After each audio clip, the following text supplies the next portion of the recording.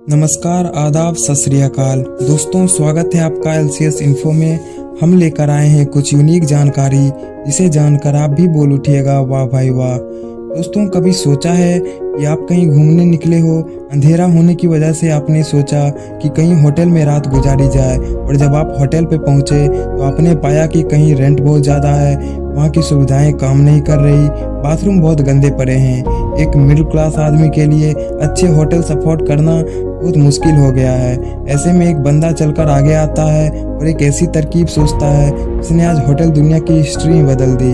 जी दोस्तों, हम बात कर रहे हैं ओयो के फाउंडर रितेश अग्रवाल की। आज हम बताएंगे आपको उनकी और उनके सपनों की दुनिया ओयो के बीच आने वाली मुश्किलों के बारे में। जुड़े रहे हमारे साथ और सब्सक्राइब करें LCS इन्फो। आइए देखते हैं इनके बारे में।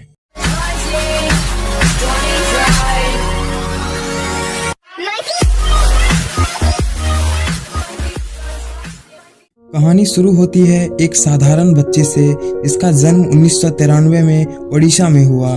12वीं तक ओडिशा में ही पढ़े, कॉलेज करने के लिए दिल्ली गए, मगर इस सभी के बीच उनके दिमाग में एंटरप्रेन्योर बनने की चाह ने एक नया रूप ले लिया था।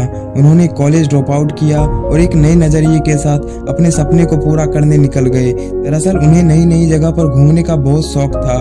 ट्रैवलिंग के दौरान उन्हें होटल्स में रुकना पड़ता था, मगर होटल्स की सुविधा अच्छी नहीं होती थी, और जहां सुविधा अच्छी होती थी वहां पैसे बहुत लग जाते थे। तो यहीं से उन्होंने सोचा कि क्यों ना एक तरकीब निकाली जाए जिससे आम आदमी को उनकी बजट के हिसाब से अच्छे होटल्स आसानी से मिल जाए। यही सोच के साथ 2012 में उन्होंने अपनी कंपनी ऑडिबल स्टेज की स्थापना की। इस कंपनी का उद्देश्य ट्रैवलर्स को कम दामों पर होटल्स को उपलब्ध कराना था, जिससे कोई भी आम आदमी आसानी से ऑनलाइन रिजर्व कर सकता था। कंपनी के शुरू होने के कुछ ही दिनों के बाद उन्हें नई कंपनी में निवेश करने वाली कंपनी वेंच्योर नर्सरी से 30 लाख का फंड मिला, और 2013 में थेल फेलोशिप, जो कि पेपल के ओनर पीटर थेल के द्वारा आयोजित की गई एक प्रतियोगिता थी, यहाँ नई आइडियाज जो कि आम आदमी की जीवन को और भी आसान बनाती है, उसमें भाग लिया। इस प्रतियोगिता में वे 10वें नंबर पर रहे और इन्हें फेलोशिप के रूप में 65 लाख की राशि मिली। यहाँ तक सब ठीक चल रहा था, मगर उनकी कंपनी धीरे धीरे लॉस में जाने लगी। वे जितना कोशिश करते हालात को सुधारने की, बात उतनी ज्यादा बिगड़ रही थी और उनकी कंपनी पूर्ण रूप से बंद हो गई। कंपनी के यूं बंद हो जाने की वजह से वे बहुत नाराज थे, मगर फिर उन्होंने असली प्रॉब्लम्स को समझा। वो ये समझ गए कि सिर्फ कम दाम पर कमरा मिलना काफ़ी नहीं है, बल्कि उन्हें नई सुविधाएं भी मिलनी चाहिए। फिर उन्होंने 2013 में ऑडिबल स्टेज को पूर्णतः रूप से बदल के नए नाम के साथ कंपनी खोली। इसका नाम ओयो रूम्स था। ओयो का मतलब ऑन योर ओन्स, मतलब आपके अपने कमरे थे।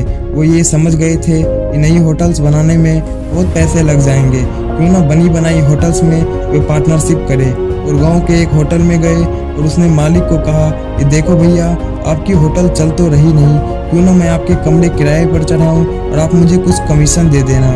पहले तो होटल के मालिक ने साफ मना कर दिया, मगर फिर रितेश ने जो कहा वो बहुत बड़ी बात थी।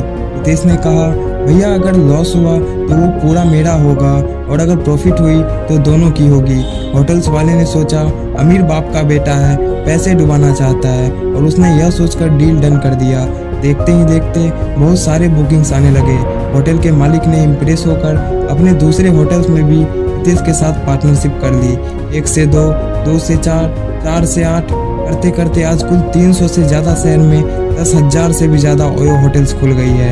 इतनी ही नहीं, बल्कि यहाँ के मुकाबले 50% बिजनेस उन्होंने चाइना में भी डेवलप कर लिया। आज ओयो होटल्स कुल 4500 करोड़ की कंपनी बन गई है। तो कैसा लगा आपको one of the youngest entrepreneur के बारे में जानकर? अगर अच्छा लगा हो तो वीडियो को लाइक करें, कमेंट करें और शेयर करें, और चैनल को सब्सक्राइब करें। जल्द ही मिलेंगे नई वीडियो के साथ। शुक्रिया।